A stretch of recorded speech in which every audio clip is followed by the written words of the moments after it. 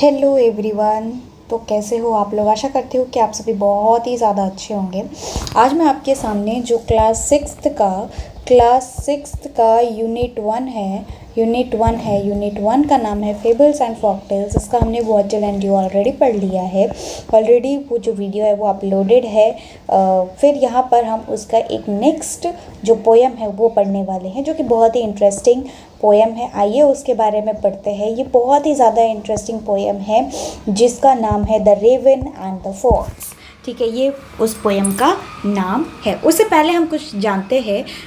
We know that frock क्रॉक, हमें पता है कि फ्रॉक जो है वो टर्टर करते हैं ना। क्रॉक क्रॉक का मतलब टर्टर टर्टर आवाज़ करने वाली। Did you know that raven also croak? क्या तुम्हें पता है कि रैवन रैवन यानी कि रैवन का मतलब यहाँ पे क्रो से है। क्रो जैसा दिखने वाला, मतलब क्रो जैसा सिमिलर एक एनिमल है। उस एनिमल नहीं कर सकते हम, बर्ड कह सकते हैं। उसके जैसा दिखने वाला एक क्रो है। क्या वो भी क्रॉक क्रॉक क्रॉक करता है? ठीक है। Which animal show the cunning in the story? Circle the correct one. कौन सा ऐसा जानवर है जो कनिंग करता है? कनिंग मतलब ऐसा ऐसा करके करता है, तो वो आता है आपका फॉक्स। ठीक है, तो यहाँ पर एक कौवे यानी कि एक कौवा नहीं कह सकते, एक रेवन और एक रेनयार्ड की जो स्टोरी है वो यहाँ पर दी गई है। Mister Raven was perched upon the climb. Mister Raven किसको बोला गया है? इसे। ठीक है, ये जो है ना, इसे मिस्टर रेवन कहा गया है। ये बोला गया है कि एक डाली है, उसके ऊपर प्रिच यानी कि बोला गया है कि अपने लिम्ब के साथ वो बैठा हुआ है एक डाली के ऊपर। प्रिच मतलब उसको पकड़ के। ठीक है, जैसे ये अगर डालियाँ हैं तो ये इसको ऐसे पकड़ के बैठा हुआ है। And the Reynard the fox look upon at him. और जो ये रेनार्ड है, ठीक है, ये जो रेनार्ड है ये क्या कर रहा है? ये उसके ऊपर बहुत अच्छी तरीके से घूर रहा है, एकदम घूर रहा है, उसको देख रहा है।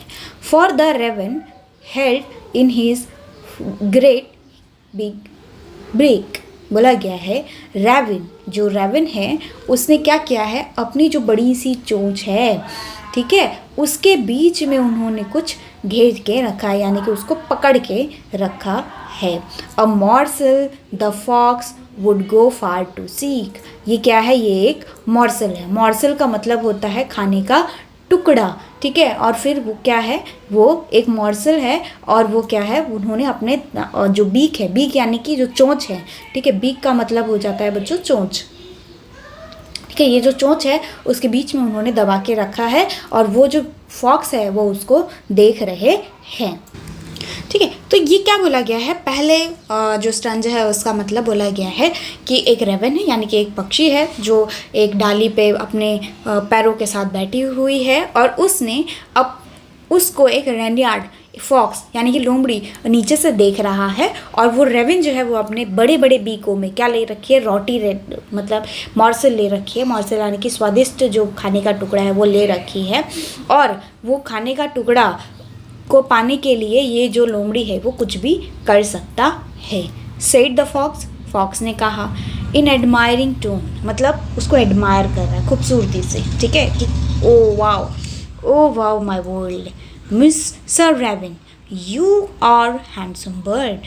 आप जो है वो बहुत ही ज़्यादा सुंदर बर्ड हैं और ऐसे feathers, oh wow. If you would sing, अगर तुम गा रहे होते तो हो सकता है the words of this woods would call you a king. Woods का मतलब हो गया जंगल। ठीक है, वुड्स का मतलब हो गया जंगल। ठीक है, तो अब क्या बोला गया है? मिस फॉक्स ने कहा उस पक्षी को एडमायर करते हुए, ओ माई वर्ल्ड, मेरी दुनिया, क्या बताऊँ मैं तुम्हें मिस्टर रेवन, तुम इतने हैंडसम बर्ड हो, यानी कि इतने खूबसूरत हो।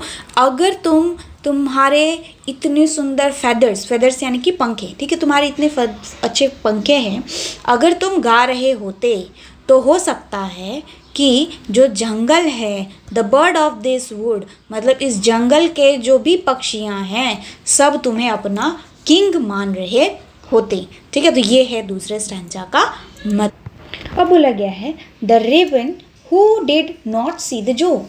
जो रेवन है उन्होंने ये धोखा नहीं देखा, मतलब वो ये जोक नहीं समझ पाए। ठीक है, और they forgot that his voice was a crow, और वो भूल गए थे कि वो अच्छा गाना नहीं गा सकते कभी भी। वो टर टर की आवाज़, जो टर टर की आवाज़ होती है वो सिर्फ वही निकाल पाते हैं, उसके अलावा बाकी सारी जो पक्षियाँ हैं वो अच्छा गाना गाती हैं। तो वो जो टर टर की आवाज़ होती है वही वो निकाल सकते हैं। वही भूल गए थे कि वो अच्छा गाना नहीं गा सकते। ही ओपन हिज बीक, उन्होंने अपना जो चोंच है वो खोला, और इन अ फुलिश प्राइड, प्राइड मतलब बहुत ही फुलिश प्राइड का मतलब हो जाता है गर्व, है ना। प्राइड का मतलब गर्व, फुलिश मतलब पागलपंती में, ठीक है। जो पागल हो गए थे, इस पागलपंती में उन्होंने, क्योंकि अब फॉक्स ने उनकी तारीफ़ कर दी थी, तो वो अब झूठे तारीफ़ में अपनी जो चोंच है वो उन्होंने खोल ली, और उनके जो बीक के अंदर मॉर्सल था वो अब गिर गया, फेल डाउन हो गया, यानी कि गिर गया। और उसके ऊपर जो मॉर्सल था उसके ऊपर किसकी आई थी, जो फॉक्स है उसकी आई लगी हुई थी कि ये जैसे ही गिरेगा वैसे ही मैं उसको कैच कर लूँगा। Ha ha laugh the fox and now you know, ठीक है। अब जो फॉक्स है वो हंसने लगे और कहने लगे, हा हा अब तो तुम्हें पता ही है। Ignore sweet words that make you glow, ठीक है। अब तुम मेरा जो वर्ड है, जो मैंने स्वीट वर्ड तुम्हारे लिए बोला था जिसे तुम ग्लो कर गई, वो अब तुम भूल जाओ और उसे तुम इग्नोर करो। Pride my friends I rather unwise, ठीक है, बोला गया है प्राइड, हाँ, अपने आप पर तुम्हें गर्व था, हाँ, ऐसा तो कुछ भी नहीं था, ये बहुत ही ज़्यादा फेक मैंने तुम्हारे लिए कहा था।